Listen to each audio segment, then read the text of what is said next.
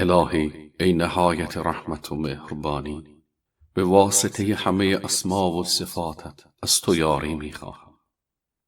به راستی دنیا را چه شده است؟ فرودگاه ها و بنادر، مدارس و دانشگاه ها همه تعطیل شده.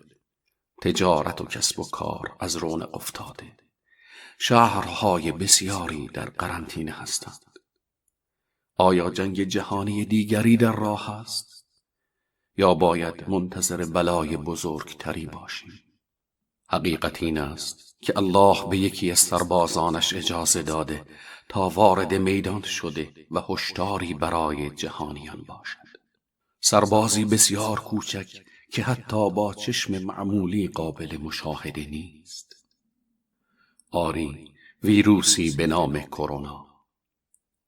ویروسی به نام کرونا که این چنین دنیا را تکان داده است. ماسک و دستکش و مواد ضد عفونی کننده بسیار کمیاب شده و در این میان پزشکان و دانشمندان در تلاش هستند تا چاره‌ای پیدا کنند. حقیقتاً بلای خانمان سوزی است این کرونا. برادران و خواهران عزیزم، الله سبحانه و تعالی در 30مین آیه از سوره مبارکه شورا می فرماید: هر مصیبتی به شما می رسد به سبب گناهانی است که انجام می دهید و من بسیاری از آنها را می بخشم. عزیزان گرامی، آیا وقت آن نرسیده که به وسیله توبه از گناهان و روی آوردن به طاعت الهی به ذات با عظمتش رجوع کنیم؟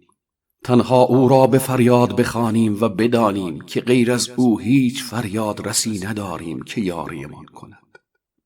الهی، تو شب و روز نعمتهای خیش را بر ما نازل می کنی و ما به جای شکر نافرمانیت می کنیم.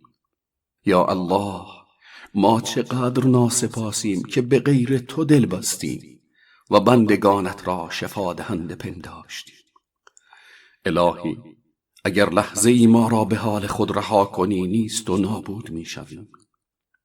ای بندگان الله، کاش این مصیبت باعث شود تا الله را بیشتر بشناسیم و به او توکل کنیم و تنها دل به قدرت و عظمت او تعالی ببندیم.